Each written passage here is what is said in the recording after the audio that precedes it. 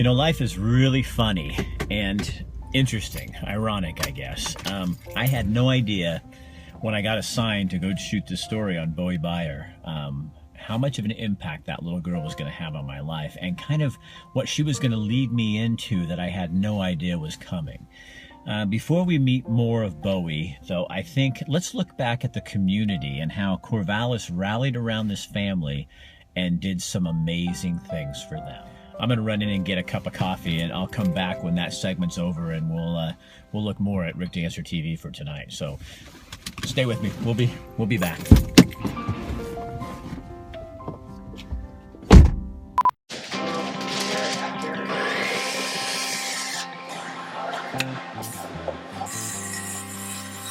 Building a house in a week.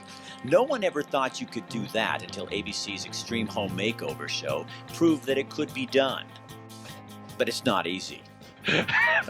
Those first 2 days, the first 48 hours, I had about 3.5 hours sleep. Kent Behunin works for NSCI, part of Parr Lumber Company. Parr provided the lumber package for the Corvallis home. And we actually got the final set of plans the Friday before the show was to build. And so we worked that weekend, produced our wall panels in our wall panel plant in Redmond, Oregon, and produced the trusses that weekend too at our quality truss plant in Redmond. And it was right up to the 11th hour producing those things and getting them on the road and getting them brought over here. So it was a little bit, it took a lot of planning. Kent has good reason to be on board. He understands cancer. His wife fought breast cancer and beat it. You don't forget how that feels, ever. You don't get those opportunities a lot. And when they come your way, it's an opportunity that Parr likes to try to step up to the plate too. A lot of people stepped up for this project. You're tripping over everything. Every time you turn around, there's somebody right here in your face. People like plumber Jason Hellman. Being in the trade, you wonder, how does this happen? How do they do this in a day? And it's incredible, yeah. Jason says it was a lot of hurry up and wait. At that point in that house, there was, at one point in a 4,000 square foot house, there was 100 plus people in there. And that's crowded. That's real crowded. And it's hot, real hot. For all of that to happen and for as smooth as it went is impressive. Mike Goodrich and his crew at Legend Homes really put this thing together. ABC gives you a template, but the legend begins and ends with Mike and his people. Oh, we built a house. You know, the concept of the show is to build a new house for the family. And so they need a builder to put those pieces together, and that's what we end up doing. When you see this all on television, it looks so easy. Trust me, that's just TV. It's not reality. You don't see all the planning and work that has to happen before the red light comes on and the camera is rolling. Yeah, by the end of the day, we had some guys kind of dropping off a little bit, a lot, and but luckily we had enough manpower to keep bringing them back in, cycling them back in. The Byers makeover was done during the hottest week of summer.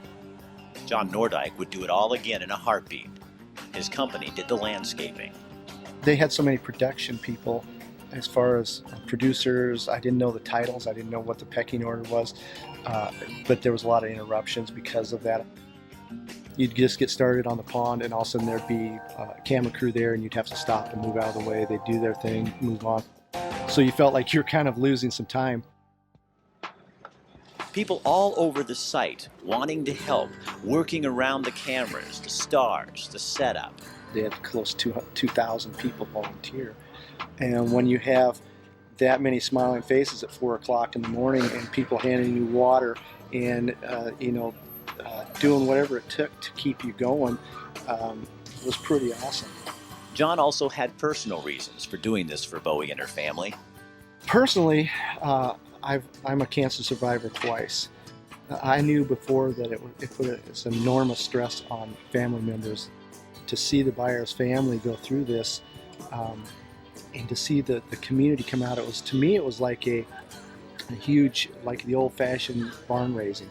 But you can times that by 100 on what they did in 5 days. We had poor people, we had rich people, we had people from different walks with their kids out there volunteering before they went to work.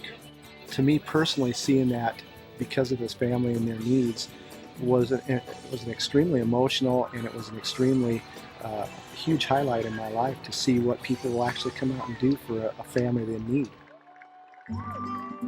Watching it happen, your town taking on a project, a family, being a real community, it doesn't get any better than this.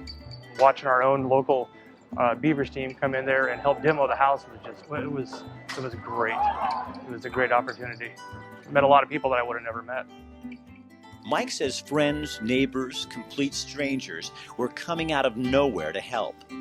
I think everybody that was out there learned something about the community. You're just working side by side with not only the guys that worked on the house, but also the volunteers that came from the community. One of the biggest problems we had with managing volunteers was the fact that there was too many.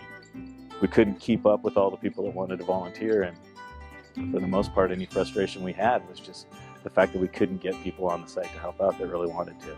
So I think that's what you learn, that people have this enormous capacity to give, and they want to volunteer, and you can provide that opportunity. Too many volunteers. Now there's a problem you'd like to have. The show has proven that you can still do an old-fashioned barn raising, only in this case, it's a home. Would Legend Homes do it again? It's just the right thing to do. You can't look at an opportunity to do something for a little girl with that kind of courage and a family that's going through what they're going through, and be in a position where you can help make it happen and not participate. We'll be right back with Boey.